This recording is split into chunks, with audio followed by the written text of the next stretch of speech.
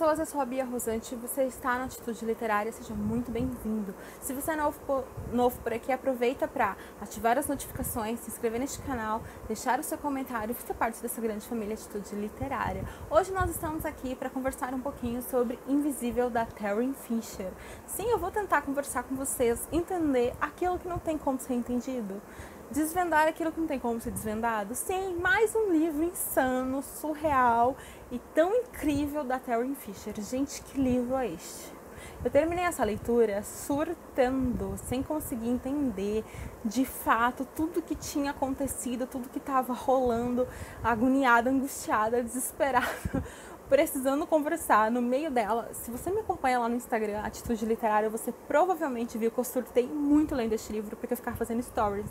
Eu queria conversar, eu queria descobrir alguém que tivesse lido para poder falar comigo, para ver se o que eu estava entendendo era aquilo mesmo, ou se eu estava viajando, ou se eu tinha perdido alguma coisa. Porque, gente, que livro é este, tá? Eu vou tentar explicar de uma forma que dê pra gente conversar na ordem cronológica, sem muito spoiler, e que a gente consiga aí, quem sabe, despertar a tua curiosidade para conhecer este livro maravilhoso também, não é? Então vamos lá. Aqui a gente vai conhecer a Margot, que é uma menina, a princípio, ali de cara de 13 anos, que mora numa casa caindo aos pedaços, que ela carinhosamente chama de a casa que devora. Porque ela sente que a casa meio que tem vida, faz sons, movimentos, coisas que te sugam de alguma forma, tá? Então ela chama a casa carinhosamente de a casa de devora. Então a gente conhece ali a Margot de 13 anos de cara no início dessa história. Então ela tá nos contando que ela mora nessa casa com a mãe, que é uma prostituta e que atende os clientes dentro da casa. A mãe da Margot, ela já foi uma pessoa carinhosa, ela já foi uma mulher que trabalhava fora, mas aconteceram coisas que a fizeram se aprisionar naquele bairro paupérrimo, dentro daquela casa horripilante, e atender os clientes dela ali dentro. Ela não sai pra nada porque ela tem agora fobia, é o que a Margot nos informa, né?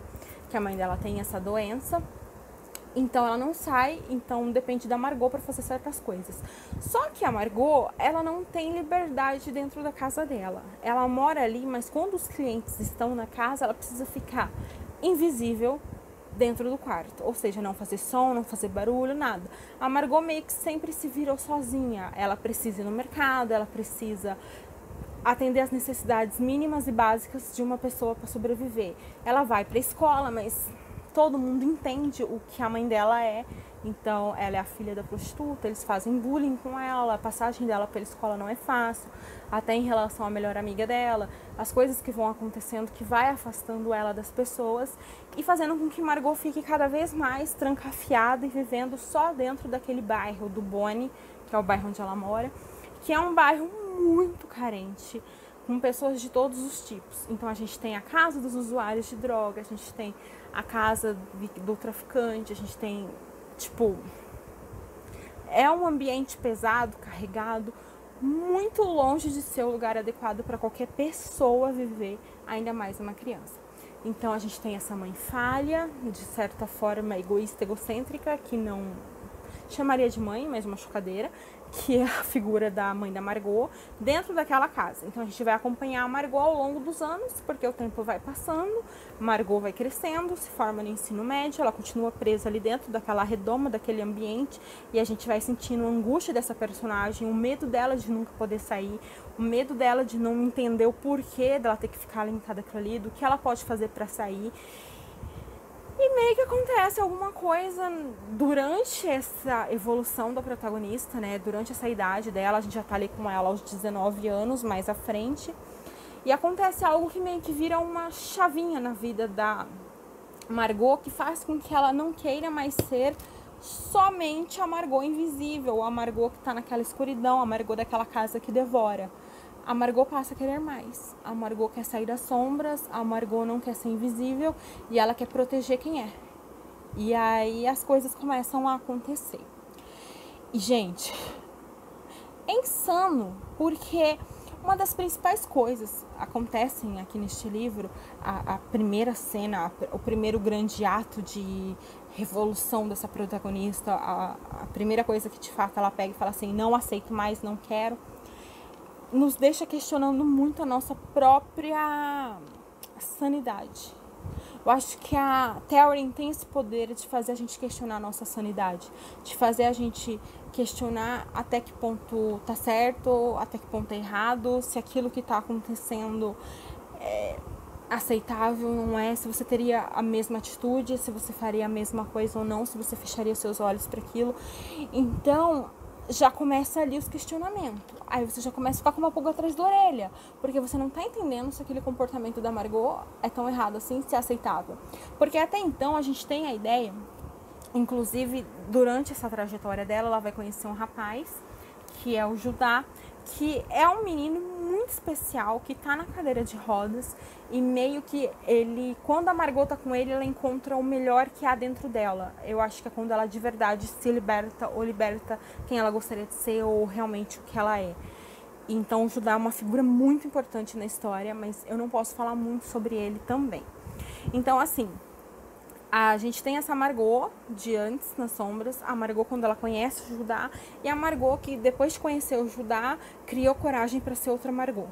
E a gente fica naquela heroína ou vilã, justiceira ou louca, o que tá acontecendo é real ou não. É, tipo, sei lá, ó, pra vocês terem uma noção, eu marquei assim, será que ela é doente, louca, ou ela é apenas cruel? Porque começa a acontecer algumas coisas que vocês vão entender depois. Mas eu acho que a Margot, ela tava tão cansada de tudo aquilo que ela explode.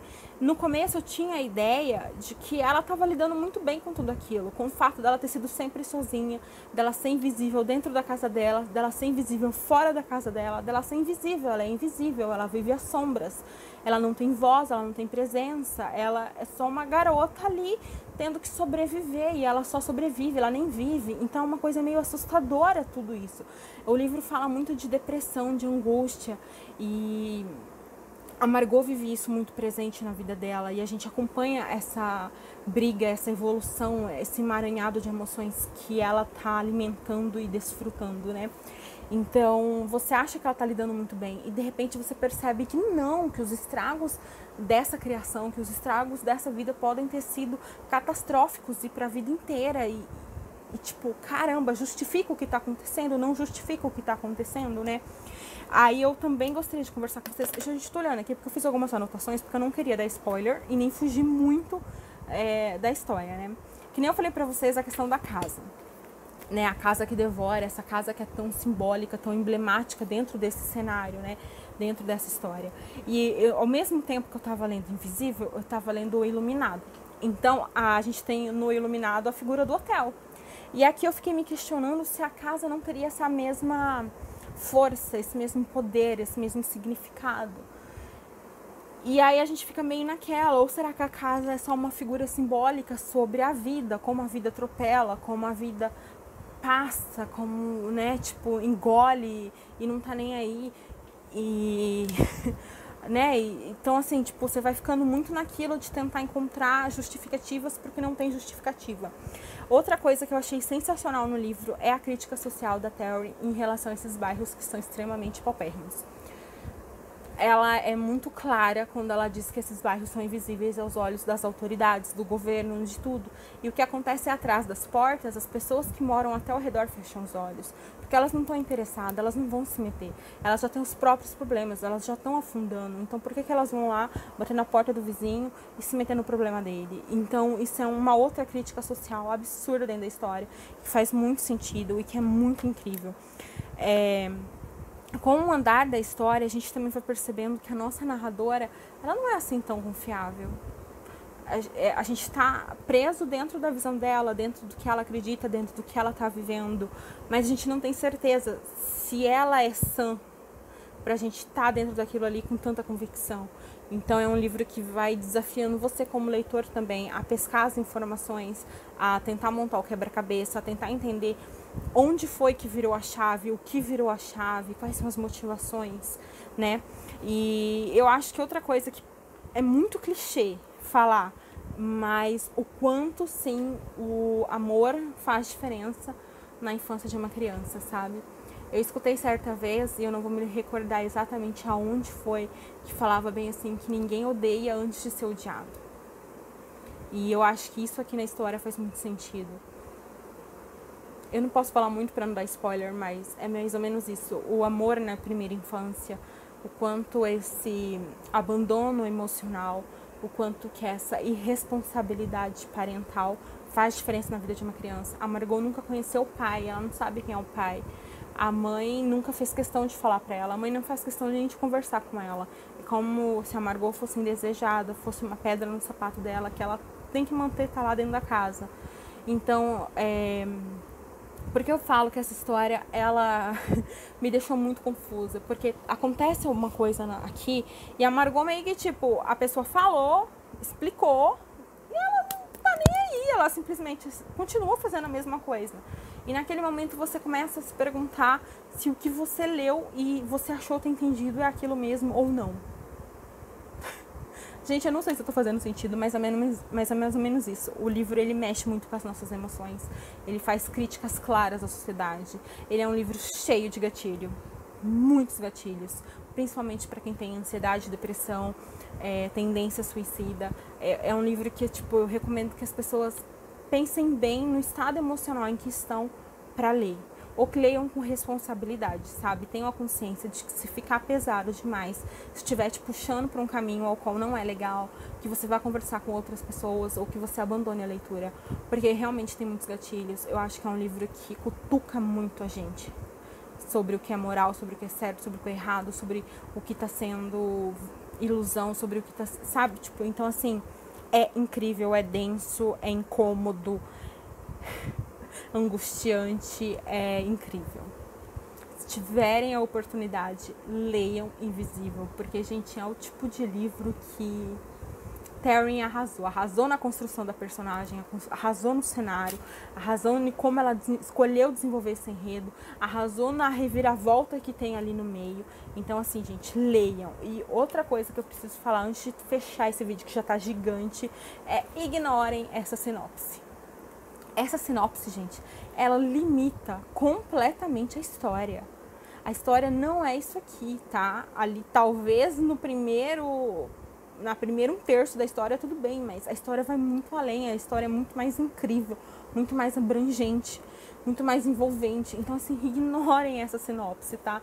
Apenas leiam, porque o livro é incrível, tá? Numa edição sensacional da Faro, que sempre arrasa na qualidade do material, as folhas mais grossas, com uma diagramação bem espaçada. Gente, maravilhoso. Se rendam a Taryn Fisher e sua loucura consciente. Até a próxima, um super beijo.